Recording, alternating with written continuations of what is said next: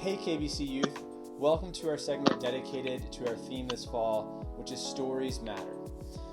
This semester we're going to be exploring stories of church members here at KBC and how these stories can inspire and help us connect with the world around us.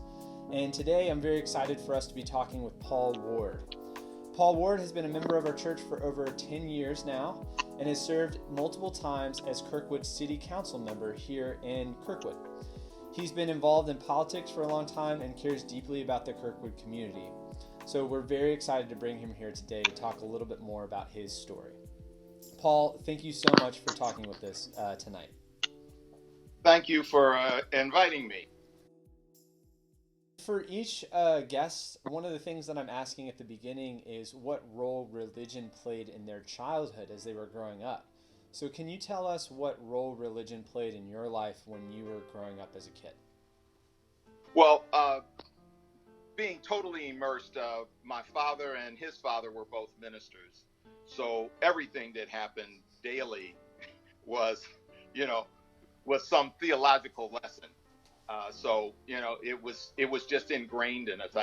I didn't know any better. It was just I always knew church. Yeah. Is there like, I think we've had some conversation in your past. Wasn't your dad involved in the church in some way? Wasn't he a minister at one point? Was that correct? Yeah, my father was a minister of Olive Chapel Church in Kirkwood. There's 4 generations of my family who have lived in Kirkwood. Oh, wow.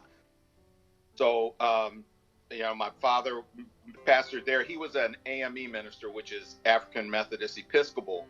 So they get moved around a lot. So he pastored some 8 or 9 churches through my life. Wow. Until he passed away in 2001. Okay. So as you've always been here in Kirkwood, you've been involved and you have many generations here in the city. In your intro, I mentioned that you also served as council member here in Kirkwood multiple times, I believe. What was it like to be a local politician, and did your faith guide the way you cared for the community? Maybe for the youth, you can also talk about what a council member does in Kirkwood. Okay, well, to start off, my father was active in the community. He was a civil rights marcher. He was president of this NAACP of St. Louis County.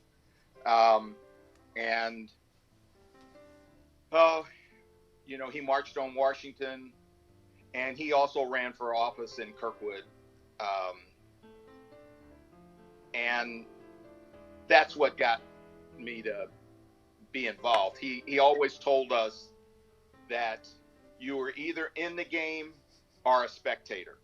So we were always taught to be involved actively, or at least vocally, by voting, mm-hmm. by making sure those who represented you knew your opinions. So that's how it started off. I became a member of the Planning and Zoning Commission, and I served on that for almost 9 years. And then people started asking me to run for office, and I was astounded because I'm going, you all know me to be a straight talker. I talk to the issues, and they said, no, you're exactly what we need. And so after some convincing and family saying they thought I should do it, I ran for office. As a council member in Kirkwood, we have our form of government. We have a charter, so we made up our government under state statute, and it is basically a city administrative form of government. We hire a city administrator who runs everything. We run the city administrator. So we pass and vote on laws and ordinances, and we control the money. So that's pretty much what it is. But it's still representative government, and that's what everybody should understand and take away from this is that as a representative, I take the oath of office, and my job is to listen and then make good decisions. So I did that for total service has been over 30 years in community, and 14 of those have been as a city council member. Wow. And how, being a Christian, I know there's a lot of different takes on how people of Christian faith involve themselves in politics. But was there some principles or some form of beliefs that you brought into caring for others while you were serving in office, or like while you were caring for the community? Does that make sense at all? Is that like, Yes. does that question make sense? Yeah, and those are tough issues, are tough to talk about. But growing up as I did, as I said, my father made anything that happened, he would quote a Bible and verse to us. This happened, and he would tell you, that was Revelations, and and he would just go into it and explain, that God, the Bible is a living book, and you need to understand it. It's a total book, and you just can't parse pieces out of it. And so you took that along, but the main things were that you have a duty to serve your fellow man, and if God gives you that gift, you should use it. So I found from people encouragement that, well, maybe this is something I'm supposed to be doing. So when I'm doing that, I always remember that it is my duty to listen, not listen to be heard or respond. I'm supposed to listen and take those things in and be balanced and fair. And so, I tried to do those things, and it's tough. When faith is a very strong part of your life, to be impartial in your governance. And sometimes it was hard. Yeah. Well, I think especially for our youth today, they are growing up in middle school and high school in a community and in a country that's very divisive over what it means to be involved in politics, and that there's not as many examples of what it means to be impartial and listen and be open to what other people have to say. And I was hoping that maybe you could speak into that a little bit. Like, what guidance would you have for our youth to help them navigate that world that they're growing up in, and how they can make a difference in a way that's thoughtful and caring versus divisive and filled with hate or attacking or whatever the case would be for that? Well, I guess I'll give you the strongest lesson my father gave me, and that was, as a child, we were always given a verse at meals to say, and mine was Revelations 3:20, and just briefly, behold, I stand at the door and knock. Well, as a child, my father always made the lessons appropriate to your age. So the lesson I was supposed to take from that is that you have to always be ready to be in the presence of God. And the lesson, part of that lesson is that God is seeking us, not us seeking God. We have to be prepared for God. So I have been amazed at the opportunities where people have talked to me about need and even asked for religious guidance. And I'm going, well, I'm not a minister, let me get you to those people. But so there was something about me, something about what came, my dad taught me, and my mom as well, about that. So I look at my gift as being able to be prepared. You shouldn't shun people. You shouldn't turn them away because of the way they look or they talk, even if they're being their tone is venomous. Your duty is to find out why that pain is and help them however you can, and that may be by just saying nothing. Sometimes it's just best to say nothing.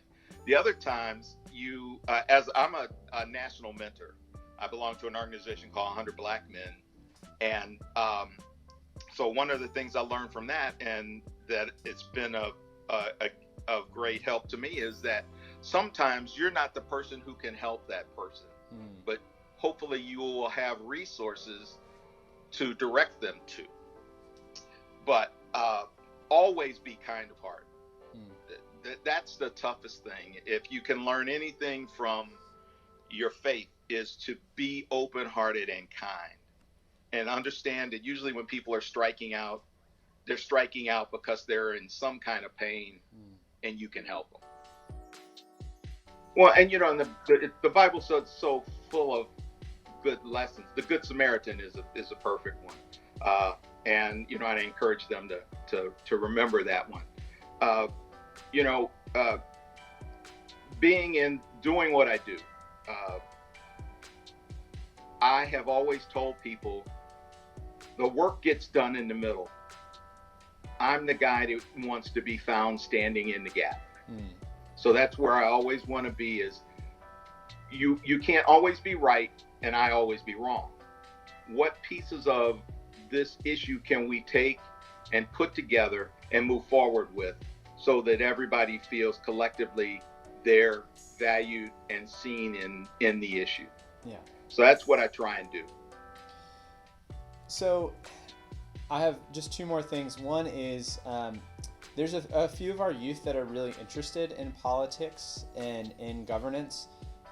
What would you say to them as they continue on, like, being interested in that, being a politician yourself, being in the political world? What's some encouragement that you would have for our youth that might be interested in that area? Well, one is to get involved in community, volunteer. It's tougher in high school, but I know we are working on programs in Kirkwood for kids in the community to be involved. I happen to also be a member of our Human Rights Commission, so we do programs with the youth there. But be involved. Have more than one source for your information, your news. And again, listen. Don't listen to argue. Listen to try and bring consensus to it. I think the things to say, because I mean, life hasn't been perfect for me. I've gone through some tough things personally and in community. I mean, we had 6 of my friends were killed by another resident who was a friend in Kirkwood. I knew all of those people, cared about all of those people. Yeah. But you've the thing that has done the most for me is that I know through Christ I'm on solid ground. And that's what you have to know. You have to always keep those lessons. And one of them is, and it's not a Bible verse, but I've done public speaking and spoken to groups, young and old, yeah, religious, all of that.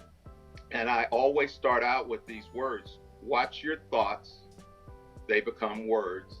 Watch your words, they become actions. Watch your actions, they become character. Watch your character, it becomes your destiny. I repeat that to myself all the time and I'm human, so I have said dumb things. And luckily for me is I know I'm saying dumb things. Yeah. So it's when you think you are the know-it-all. I'm not the sharpest knife in the drawer. I draw on other people and their ideas. And if you want to be in politics, that's what you need to be. Whatever level you go into is to draw on other people. And I've said this publicly at city council meetings. I love it when staff makes me look good. Yeah. I think that even, plays into not just politics, but into just being a good person in society, and also as being a Christian is, your thoughts and your words and your actions and what you do really matter.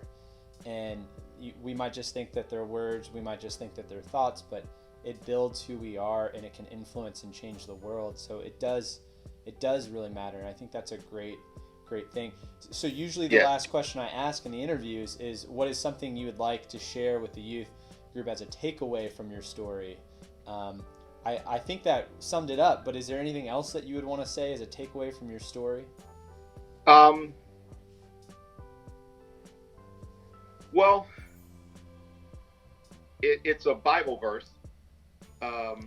Galatians 5:22-23. The fruit of the Spirit is love, joy, peace, patience, kindness, goodness, faithfulness, gentleness, and self-control. Against these things, there is no law. I think if you can embody those things, you will do well. And the other thing is, and this was, I have these little memes and stuff.